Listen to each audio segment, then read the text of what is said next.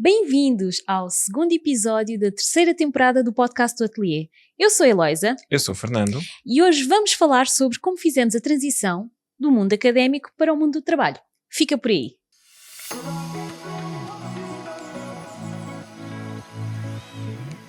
E se calhar vamos começar com a tua história, não é? A transição da arquitetura, casas e cenas grandes, para UX UI, coisas em ecrãs.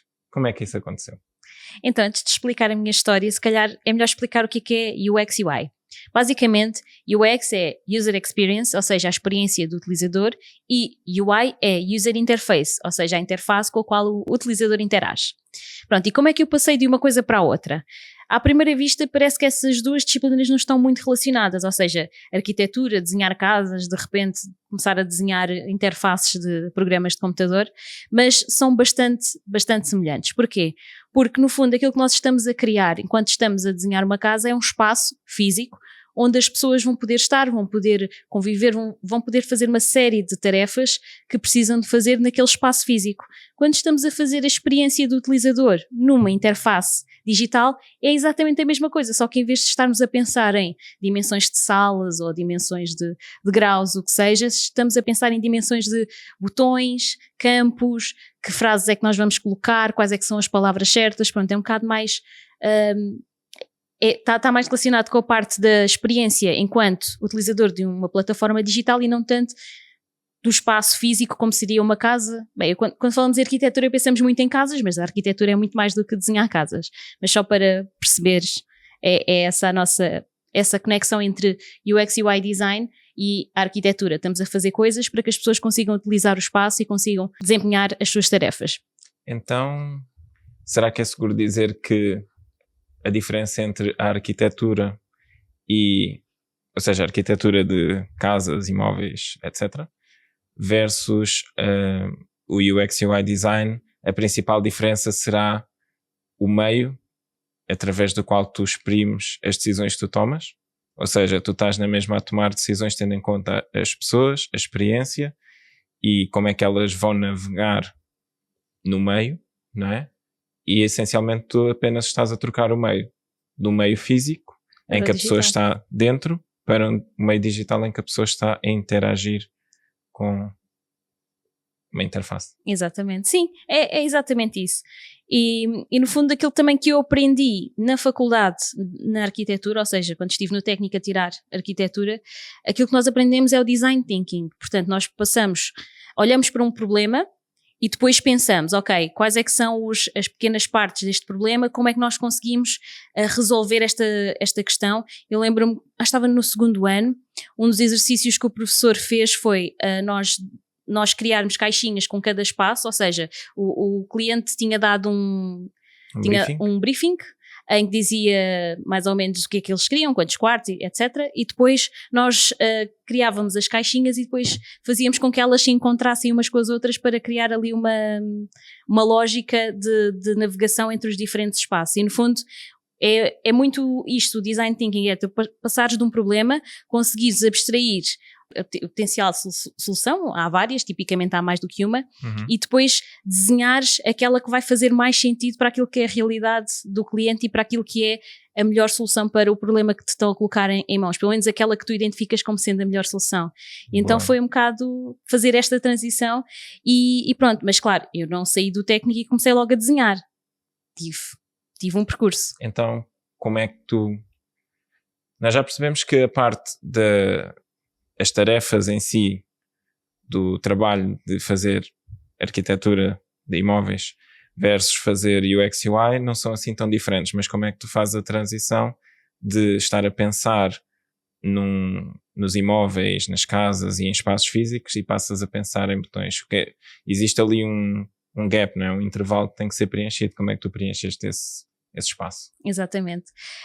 Na altura em que comecei a fazer isto não haviam assim tantos cursos como hoje em dia há imensos cursos de UX e UI design, era ainda uma novidade na altura. Então aquilo que eu fiz foi fui à procura na internet de cursos que falassem sobre UX e UI design, como é que se desenha uma interface, como é que se pensa todo esse processo, e acabei por fazer cursos na Lynda. Eu acho que já não é Lynda, agora tem outro nome. É LinkedIn Learning. É LinkedIn Learning, mas na altura chamava-se Lynda e era uma plataforma de ensino, e continua a ser, do LinkedIn, e foi lá que eu aprendi uma série de bases para pensar em UX e UI design e não digo desformatar, mas acaba por ser desformatar um bocado aquele pensamento de espaço físico para mais interfaces, ou seja, pensar a experiência dentro de uma interface, dentro de um telemóvel, dentro de um computador, e foi ali que eu realmente aprendi. Portanto, online consegui fazer essa transição, fazer os cursos, e depois foi obviamente com a prática que acabei por começar a melhorar bastante esta técnica de desenhar interfaces, de desenhar experiências do utilizador. E o que é que tu dirias que é mais desafiante fazer? Desenhar um espaço em que a pessoa vai estar dentro e a interagir com os vários elementos, ou desenhar uma interface em que a pessoa está fora e está a interagir com os elementos? O que é mais desafiante? Olha, é um bocado bias dessa pergunta, pelo menos a resposta vai ser biased, porque como eu não cheguei a desenhar casas que foram construídas, porque eu nem sequer cheguei a exercer a parte da arquitetura, obviamente que eu vou dizer que é mais desafiante fazer UX e UI design, que é aquilo que eu conheço e é aquilo que eu senti mais dificuldades a fazer. Mas se eu me abstrair um bocado daquilo que é a minha experiência, eu acho que elas são bastante semelhantes, se formos a ver. O que é que eu gosto no UX e UI design que não é tão fácil na arquitetura? É que se tu tiveres errado alguma coisa, tu consegues mudar facilmente e lanças uma atualização e a interface passa a funcionar como deveria, porque tu identificaste que aquela forma de pensar a experiência não foi tão boa. Numa casa, se tu errares as dimensões, não é assim tão fácil, porque não podes mandar uma atualização e a casa vai abaixo e volta a reconstruir sozinha. É um bocadinho mais crítico fazer casas e não há tanta tolerância a erros quando se está a fazer casas versus interfaces, não é? É verdade. Claro que há sempre a possibilidade de corrigires um erro.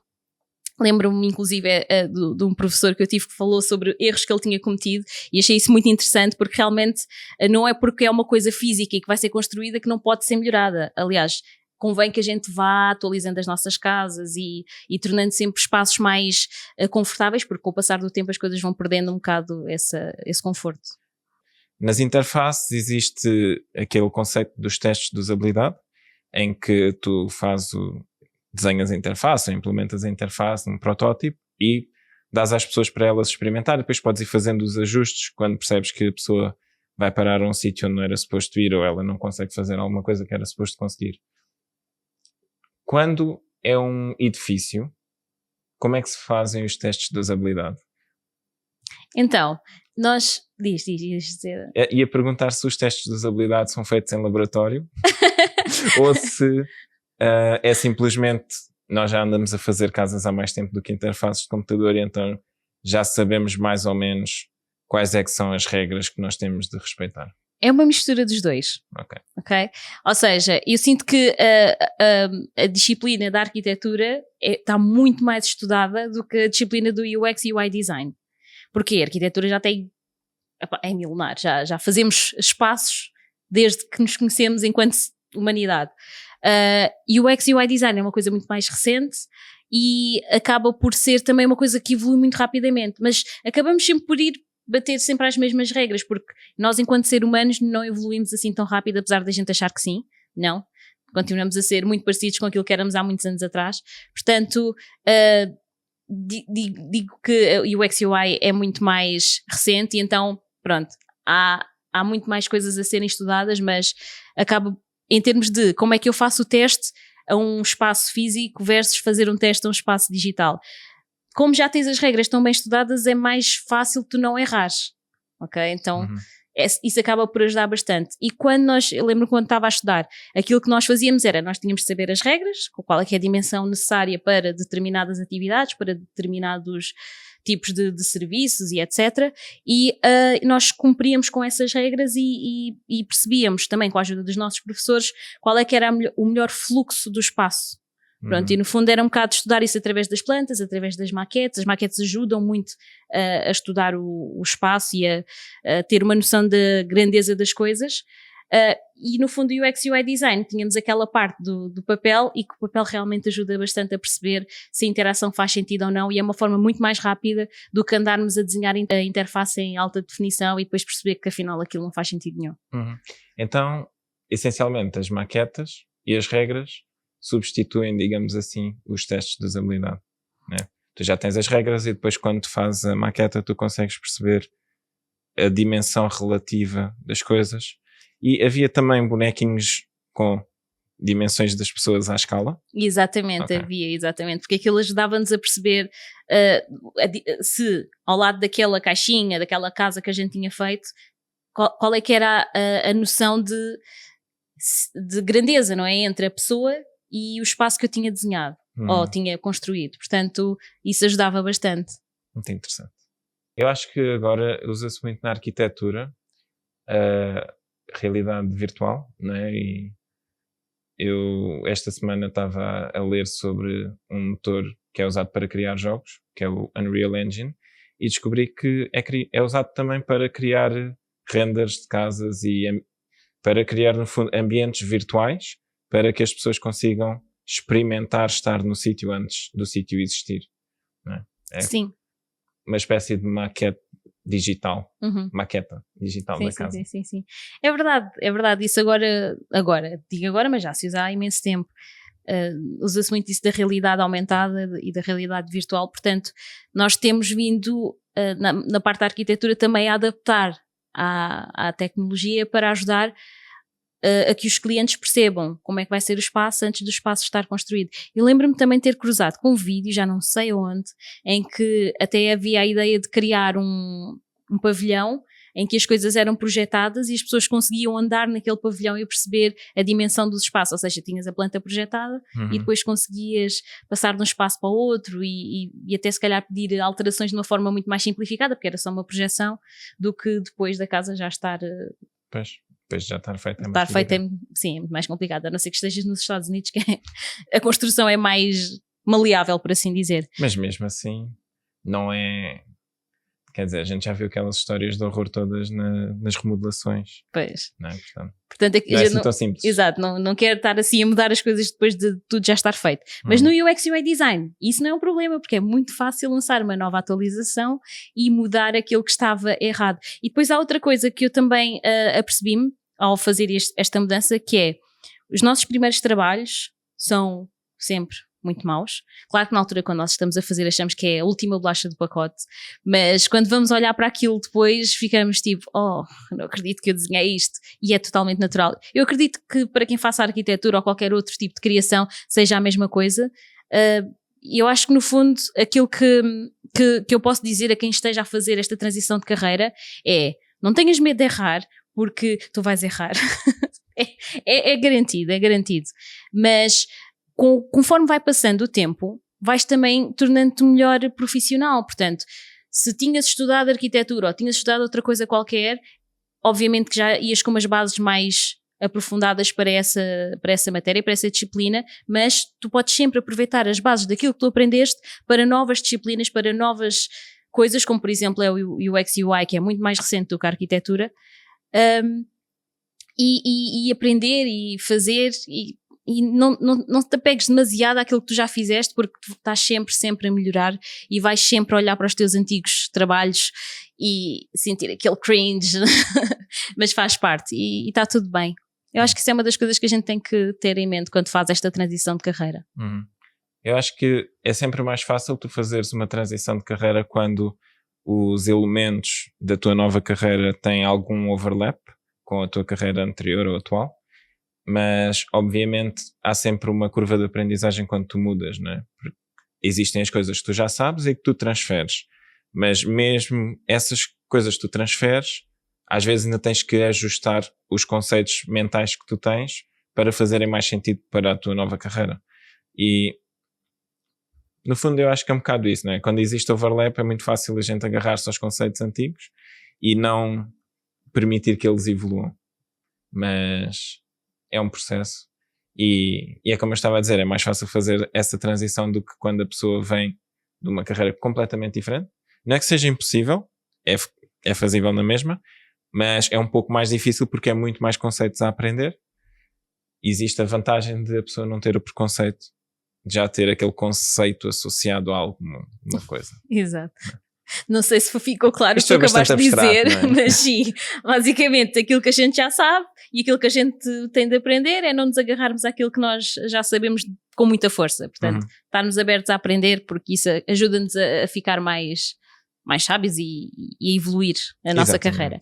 Mas agora, falando sobre a tua transição, como é que aconteceu? Porque tu, na verdade, não passaste de uma carreira de uma matéria completamente diferente daquela que tu foste fazer. Tu acabaste por fazer aquilo que era expectável de alguém que tinha feito o teu curso, não é?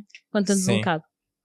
Aquilo que eu fiz, portanto, eu estudei Engenharia Informática no Instituto Superior Técnico e quando chegou a altura do mestrado havia uma série de especializações e a especialização que eu escolhi, tínhamos que escolher duas, bem, já não me lembro muito bem, já foi há muito tempo, mas lembro-me que houve duas que eu escolhi, que foi Engenharia de Software, portanto, aquilo que eu estou a fazer, e houve outra que eu escolhi que não estou a praticar tanto, pelo menos por enquanto, que é Animação e Modelação 3D, que foi bastante interessante também, era mais voltada para a parte dos jogos e conseguir criar ambientes realistas e dar aquele aspecto que a gente quer dar às coisas através da programação, ou às vezes usando algum motor de jogo que já existe. Mas ou seja, eu quando ainda estava a estudar, houve uma apresentação da equipa do Fênix, na minha turma de Arquitetura de Software, que era uma das disciplinas que fazia parte da especialização de Engenharia de Software, e foram lá falar, e etc. E no final deixaram um e-mail e disseram se gostavas de trabalhar no Fênix, ou se quiseres falar, manda um e-mail. E pronto, mandei o e-mail e ofereci-me basicamente para ajudar e como voluntário, porque aquilo que às vezes nós temos alguma dificuldade a aceitar é que no final do curso o nosso trabalho não tem muito valor, efetivamente, porque nós temos muitos conceitos na nossa cabeça, mas passar aqueles conceitos para a aplicação no mundo real e em projetos reais não é sempre direto, e no início eu acho que é uma estratégia muito boa a pessoa voluntariar-se e ir aprender em algum sítio, e foi isso que eu fiz, e estive lá, já não me lembro, acho que foi cerca de 10 meses como voluntário, a trabalhar no módulo de candidaturas com mais 2 voluntários, portanto éramos todos noobs naquele desenvolvimento. Não estávamos a trabalhar diretamente no Fênix, estávamos a trabalhar numa coisa ao lado, mas que estava integrada. E depois disso surgiu a oportunidade de entrar como bolseiro, ou seja, ter uma bolsa de investigação para continuar a trabalhar lá e continuar a contribuir, e candidatei-me e depois entrei. Ou seja, o facto de eu já ter tido a experiência lá também acredito que me ajudou depois a ter a possibilidade de ficar com a bolsa. Portanto, existe sempre estas oportunidades que vão surgindo, e recentemente nós até vimos uma frase que faz bastante sentido, que é: a sorte é quando a oportunidade encontra a preparação. Ou seja, as oportunidades estão aí, e se tu estiveres preparado para as aproveitar, tu tens sorte. Exato, exatamente. Portanto, eu acho que é um bocado por aí. Sim, sentes que foi um bocado isso que aconteceu contigo, ou seja, estavas no sítio certo, no momento certo, e isso fez com que tu tivesses acesso a essa bolsa de investigação e pronto, e tivesses essa possibilidade de trabalhar lá dentro. Mas qual é que foi, assim, a grande diferença entre aquilo que tu tinhas aprendido na sala de aula e aquilo que tu acabaste por fazer lá no Fênix? Na sala de aula nós temos muitas disciplinas, não é? Portanto, aquilo que nós vamos aprender quando estamos a fazer o curso de Engenharia Informática para o mundo exterior pode ser visto como programação, não é apenas, existe muita parte de planeamento, existe muita parte de tomada de decisão que nós aprendemos lá, existe muito de como é que as coisas funcionam por baixo do capô, não é? Como se costuma dizer, e tudo isso acontece de uma forma muito focada, muito especializada, e em cada disciplina nós estamos a aprender uma coisa específica. E eu acho que quando nós vamos para o mercado de trabalho, a grande diferença é que nós temos de criar uma coisa que funcione como um todo. Mesmo quando nós estamos a trabalhar numa parte isolada, nós temos de perceber como é que o todo funciona para conseguirmos contribuir melhor. E, no fundo, foi essa a principal diferença ou dificuldade, digamos assim, que eu senti que tive 3 anos durante a licenciatura a aprender sempre de uma forma muito focada, aprender bases de dados, disciplina de bases de dados, é só bases de dados. Aprender, sei lá, programar, gerir memória, é só C, é só gerir memória. E depois juntar tudo, que é um bocado o propósito da disciplina de engenharia de software, era um bocado juntar tudo, mas acaba por não dar para juntar mesmo tudo. Acaba por ser ali um bocadinho focado ainda na parte da programação do código de back-end, digamos assim. E falta sempre aquela parte de fazer tudo. E foi quando nós tivemos o nosso primeiro cliente, que foi preciso fazer tudo, que foi assim, ok, eu sei todas as partes, mas agora tenho que juntar. E agora eu tenho que conseguir fazer um plano e tenho que conseguir executar o plano que junta estas peças todas, não é? E eu acho que esse é o principal desafio, quando se estuda de uma forma tão focada a cada parte. E em termos de as ferramentas que tu usavas quando estavas a estudar versus as ferramentas que depois usaste quando tiveste essa primeira experiência? A minha perspectiva, aquilo que eu percebo é que no mundo académico, não sei se já mudou ou não, mas no mundo académico é normal as ferramentas que são ensinadas e aquelas que são utilizadas são aquelas que são mais estáveis ou que são mais antigas, que já deram provas, que são usadas em muitos projetos legacy, em projetos que já estão a rolar. Não é muito comum, ou pelo menos não era na altura, nós entrarmos e aprendermos coisas que é o que as startups estão agora a usar.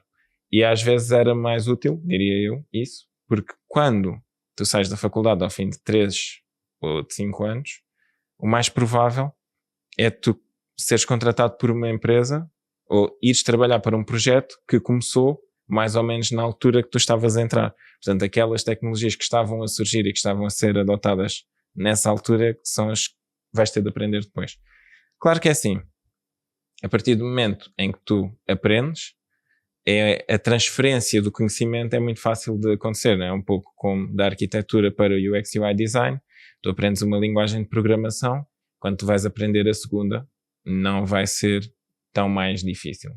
Ou não vai ser tão difícil aprender a segunda como foi aprender a primeira.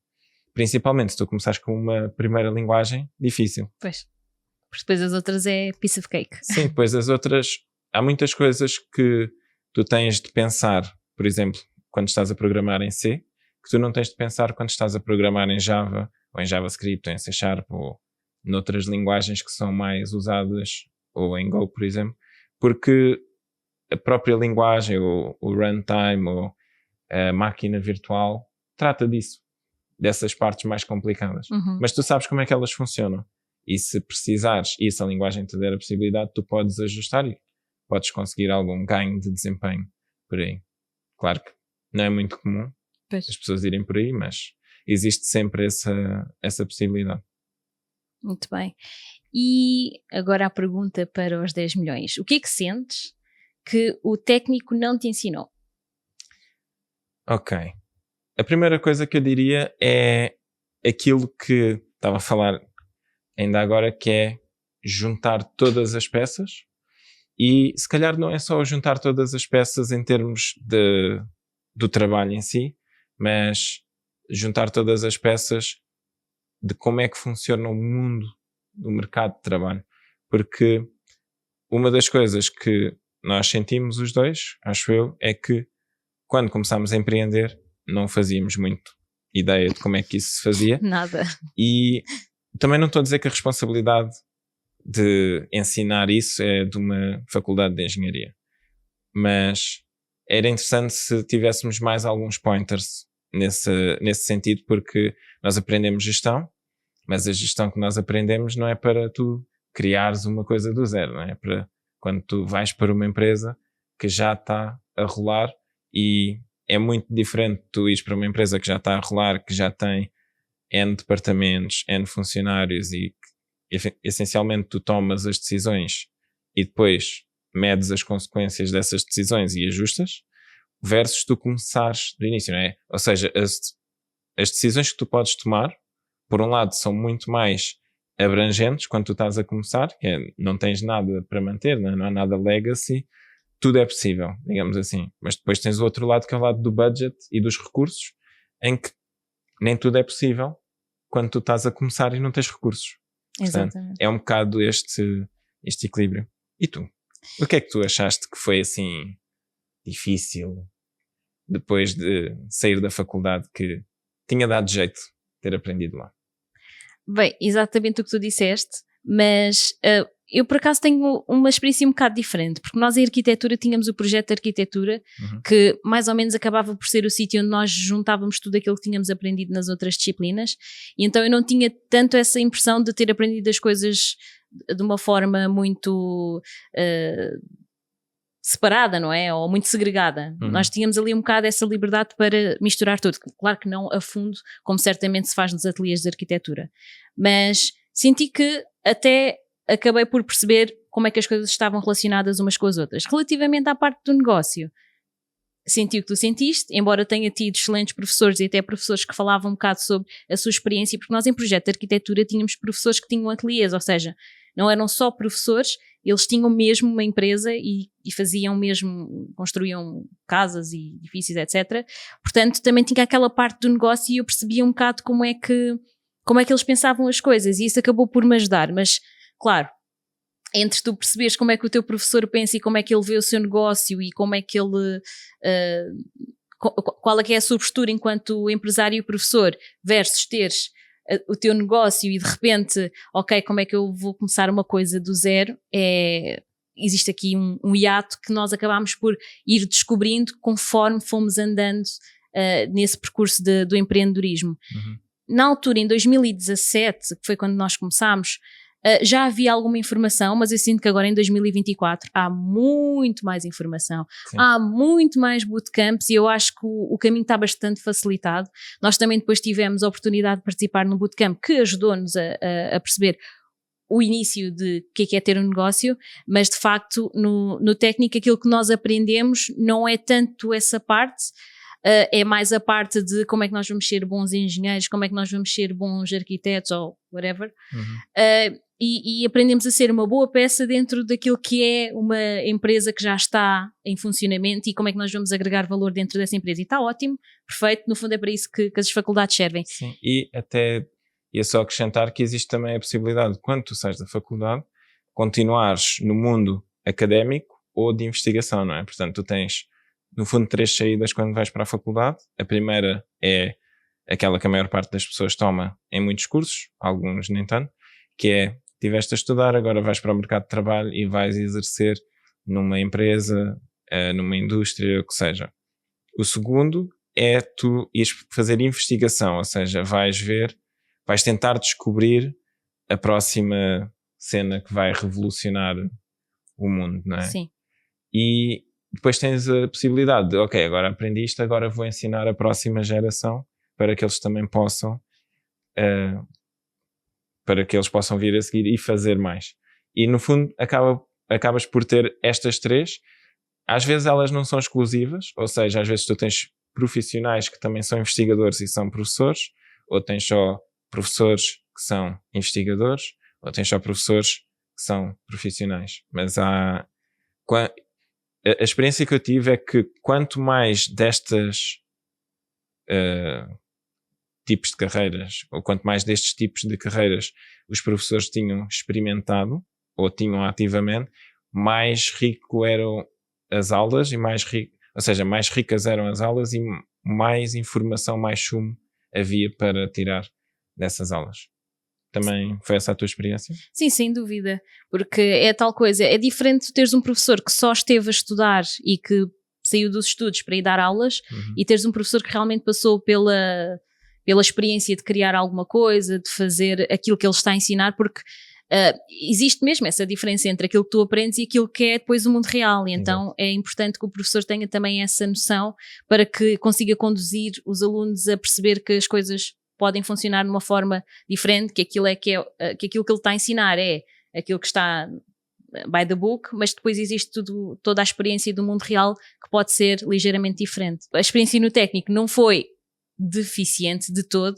Eu sinto que aquilo que o técnico nos trouxe foi essa capacidade de aprender, de teres um problema e os professores não chegavam e davam-te a papinha toda, eles davam-te o problema e depois davam-te as ferramentas para tu ires descobrir como é que resolvias aquele problema, e eu acho que isso é extremamente valioso. Sair do técnico com essa capacidade de saber desenrascar, saber fazer omeletes sem ovos, porque muitas vezes acontecia, porque tu não sabias como é que havias de fazer e tinhas que ir à procura. Foi uma das coisas mais valiosas que eu trago da experiência do técnico e pronto, e acaba por ser muito bom. Sim, principalmente no mundo ou numa área em que está tudo em mudança e está sempre tudo a mudar tão rápido, tu teres essa adaptabilidade e essa facilidade em aprender uma coisa nova, em adaptar-te, em descobrires qual é que é a saída do labirinto, não é? Exato. E não desesperares e não desistires só porque mudou. Acho que é muito importante. Sim, a gente já vem com uma excelente bagagem do técnico para lidar com esse tipo de dificuldades, portanto, valeu completamente a pena. Eu gostei, foi sim desafiante, mas foi muito bom, tanto que volta e meia a gente lá está outra vez para interagir com os alunos que estão prestes a sair. Exatamente. E outra coisa que eu acho também importante, que é uma coisa que as pessoas hoje em dia vendem muito, que é, não precisas de estudar para a faculdade porque não vale a pena, é uma perda de tempo. Eu não concordo com isso. Se tu tens uma capacidade de aprender, se gostas de aprender, se gostas de ter as coisas bem estruturadas na tua cabeça para conseguir executar o que quer tu queiras executar quando chegares ao mercado de trabalho, a faculdade continua a ser o melhor sítio para aprenderes de uma forma estruturada, para estares em contacto com profissionais que já fizeram ou que são investigadores e conseguem ajudar-te e abrir-te os horizontes para aquilo que é o teu futuro. Portanto, eu acho que vale a pena. Podes aprender no YouTube? Sim. Podes aprender no LinkedIn? Sim. Mas a faculdade é a faculdade e é muito difícil que um curso e até aqueles vídeos da internet consigam substituir por completo a experiência de estar na faculdade.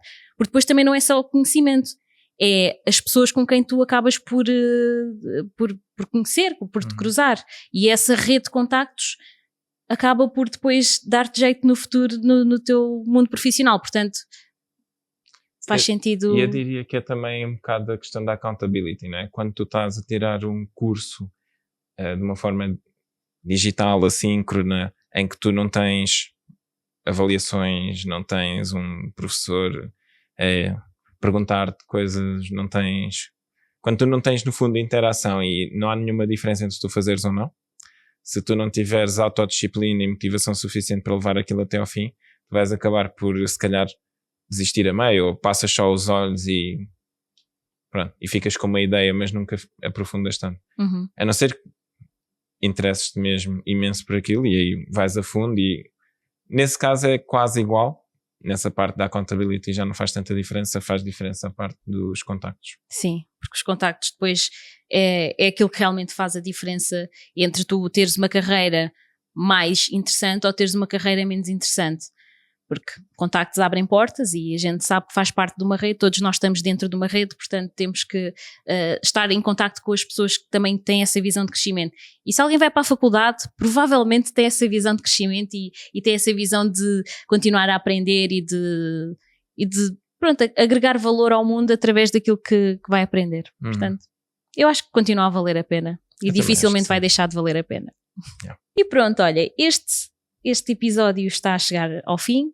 Eu espero que desse lado tenhas gostado de ouvir a nossa experiência. Se tiveres também uma experiência que queiras partilhar, podes ficar à vontade, coloca nos comentários. Nós gostávamos imenso de perceber como é que foi a tua transição do mundo académico para o mundo do trabalho, quais é que foram as tuas dificuldades, quais é que foram as lições que aprendeste, e gostávamos imenso de conhecer um bocado também a tua história. Se tiveres alguma questão que queiras ver respondida no nosso podcast ou que queiras ter respondida por e-mail, por exemplo, podes enviar para podcast@atelierdesoftware.pt. E depois também podes seguir-nos nas redes sociais, não é? Exatamente. Nós estamos em praticamente todas as redes debaixo do sol, não é? Como se Exato. costuma dizer. Para nos encontrares, basta procurares por Ateliê de Software. Exatamente. Ou vais a thegood.bio/ateliê de software e tens lá todas as nossas novidades, todas as nossas redes sociais. Pronto, fica à vontade para encontrar, interagir e nós encontramos-nos aqui novamente na próxima semana com mais um episódio. Até lá! Tchau!